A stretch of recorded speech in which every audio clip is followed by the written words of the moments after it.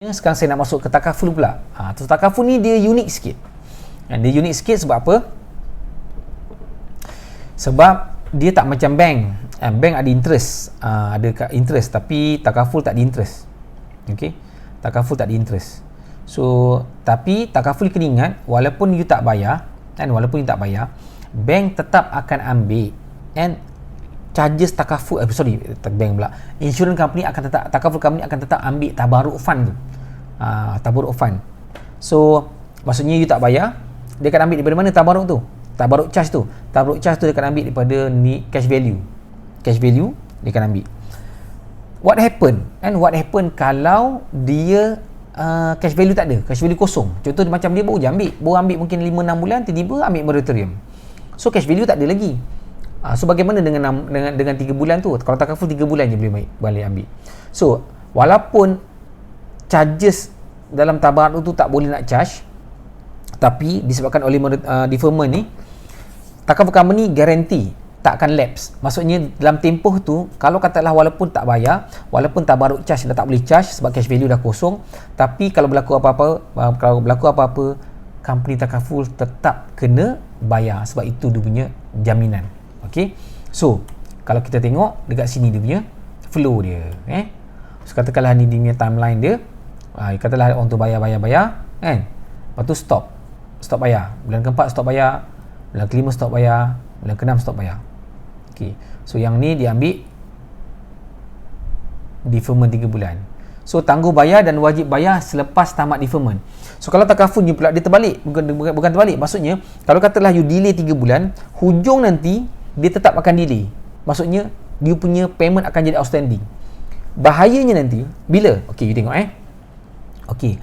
Dia cuma dalam tempoh you tak bayar tu, company akan bagi no lapse guarantee. Maksudnya dia akan cover kat mana pun dia akan cover sebab itu arahan daripada kerajaan. Okey.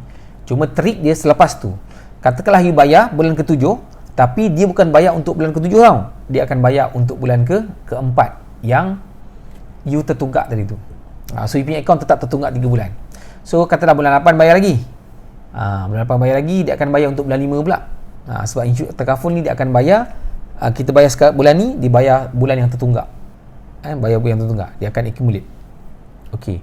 So bulan ke-9 bulan ke-9, so dia akan bayar untuk bulan ke-6. Okey, dan seterusnya. So kalau untuk plan tradisional, sebab you ni kena faham plan tradisional dengan plan investment link. Kalau plan tradisional dia tak ada cash value.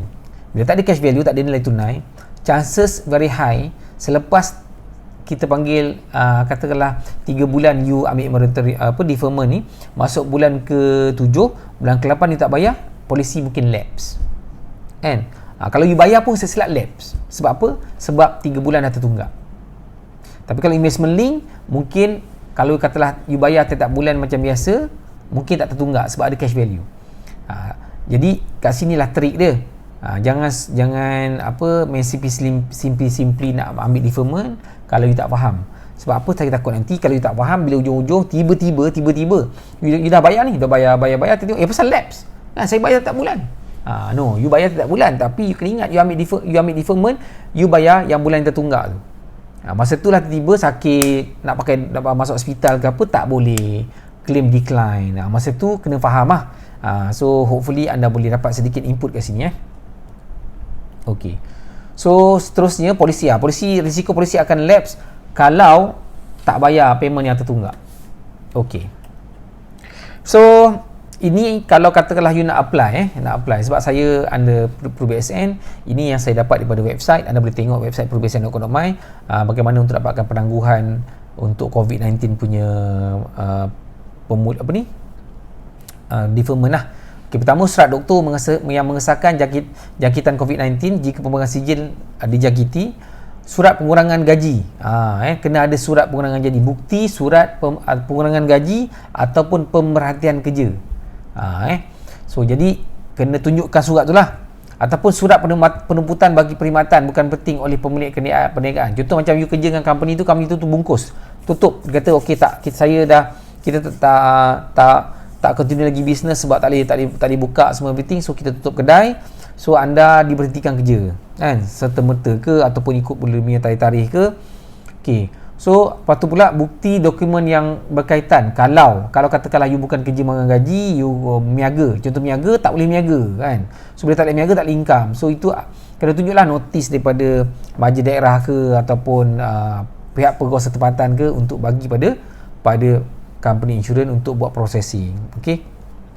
So, kalau saya baca dekat website tu, dia kata bagi melayakkan diri untuk program bantuan sijil ni, sijil perlu diperlukan yang perlu sijil perlu dikuatkan sebelum 1 Januari 2021. Maksudnya sertifikat ni, polisi ni mesti hidup maksudnya hidup ataupun start sebelum Januari 2021. Kalau yang baru tak boleh kan, yang baru tak boleh apply benda ni. Okey. So ini ada orang tanya siapa yang patut ambil. Jadi saya bahagikan kepada beberapa kategori lah. Pertama sekali, kalau katakanlah orang tu, kalau kita fikir kita cek-cek balik, aliran tunai defisit, maksudnya duit kita dah start, income kita mungkin tak ada, jadi kita duit masuk dengan duit keluar, duit masuk kurang, duit keluar banyak, jadi tak cukup tu kita ambil saving, kita keep ambil saving, tapi kita tak tahu ni sampai bila ni saving, makin lama makin rendah, makin kurang. Jadi apa yang boleh buat adalah yang ni ambil je. Ambil. Mungkin ada orang cakap, mahal lah kalau dah tengok kira-kira interest ni mahal pula. Okey. Nanti saya akan cerita dekat hujung slide ni lah. Okey, kategori 2 pula. Mungkin dia income ada tapi dia ada interest yang tinggi. Kan? Interest credit card yang tinggi dan tak boleh bayar. So kalau katakanlah credit card punya interest 18%, you punya loan moratorium rumah mungkin 3.25%, so ambil lah duit tu, boleh bayar credit card. So lepas tu cash flow yang you dapat lebihan tu bolehlah gunakan untuk simpan balik ke ataupun macam mana lah. Tapi kalau you kategori 1, memang kalau sampai nak makan pun tak boleh. So apa yang penting sekarang ni adalah survival sekarang kan, survival sekarang. Mungkin lah ada orang cakap, rugilah engkau kalau ambil moratorium ujung nanti kena bayar lebih mahal semua everything. Betul, tapi you kena ingat akan datang punya cerita. Sekarang punya cerita. Okey. So kategori ketiga ni yang mungkin masalah income dia okey, income dia dapat masa PKP ni, tapi dia tak ada simpanan langsung. Dia tak ada tabung kecemasan. So inilah peluang untuk you create sikit lah tabung kecemasan. Kalau mungkin rasa ambil 6 bulan tu banyak sangat, ambil lah 3 bulan. Tapi kalau you tanya saya, macam again lah saya cakap, so daripada kita tak tahu akan datang macam mana, maksud saya akan datang punya cerita lah. Mudah-mudahan lepas COVID dah habis, ekonomi okey balik, so kita boleh cari income lain lah. Tapi sekarang ni kita tak tahu lagi ni kan, mungkin lepas 6 bulan, mungkin PKP ni bertahan sampai 6 bulan ke kan. So inilah cara macam mana kita nak dapatkan duit lah kan, cara kita nak dapatkan duit untuk emergency. Okey, seterusnya yang keempat, yang ni tidak mempunyai tabung perlindungan perubatan ataupun perlindungan pendapatan. So macam takaful pun tak ada, apa tak ada. So mungkin ambil sikit duit tu untuk beli insurans ke, beli takaful ke, tapi jangan ambil banyak-banyak. Jangan sampai ambil sampai you tak mampu nak bayar pula. Ambil basic punya, RM50 ke RM30 ke kan, personal accident ke. Sebab apa? Kalau tiba-tiba berlaku apa-apa ke, dah lah income tak ada. Lepas tu tiba-tiba datang musibah kematian ke pula kan, dah tak ada apa pula yang nak tinggalkan pada anak isteri. So kategori kelima ni mungkin anda tak terlibat dengan kategori 1 hingga 4. So apa yang mungkin boleh buat kan, ambil duit moratorium juga, invest kepada tempat yang mungkin boleh bagi untung lebih daripada loan. Tapi yang ni kena ada ilmu lah kan, kena ada ilmu. Sebab apa? Sebab takut nanti kan ramai sekarang ni dah mula ramai yang suruh ambil duit ni, invest kat sini. Sebab you kena ingat kalau katakanlah you tak ada ilmu dan tak biasa, ataupun you sekarang ni dengan duit tu lah sebenarnya you baru nak belajar buat investment, saya cadangkan tak payah. Sebab apa yang pasti, satu benda je, you kena ingat bila you ambil moratorium kan, interest kat depan tu confirm ada, for sure, pasti. Tapi untung belum pasti lagi, walaupun dijanjikan dengan return 20%, 30%, even 100%. Tapi kena ingat, kadang-kadang kita rasa kita boleh buat, tapi kita belum tentu boleh buat disebabkan kita tak ada ilmu atau tak bersedia lagi, sebabkan kita tak biasa. So yang ni saya nasihatkan kalau mampu bayar je lah macam biasa supaya long term nanti bila you ekonomi dah okey ke apa, tak perlu nak bayar interest lepuk. Sebab macam Maybank dipanjangkan tempoh bayaran. Kalau macam CMB tadi, digunakan interest yang terkumpul tu kena bayar dekat hujung nanti lepas habis loan. So itu sahaja saya punya perkongsian hari ini. InsyaAllah, terima kasih kepada siapa yang menonton. Anda boleh share video ni kepada rakan-rakan anda. So kalau ada persoalan ke apa, anda boleh komen. Last kali saya nasihatkan ukur baju badan sendiri. Kalau anda rasa anda perlukan moratorium tu, ambil je sebab kalau memang perlu, ambil je. Untuk kalau katakanlah kita perlu untuk teruskan kehidupan, sampai nak makan pun tak boleh, susah everything, dan itu je lah sebenarnya peluang untuk ada duit untuk continue living. So ambil je dan kita pun tak boleh nak judge orang lain pada saya tak judge orang lain. So kalau anda perlu, ambil je sebab pada saya interest yang di-charge oleh bank pada masa akan datang tu, kita fikir macam mana nak settlekan akan datang. Sekarang ni masa untuk kita survive.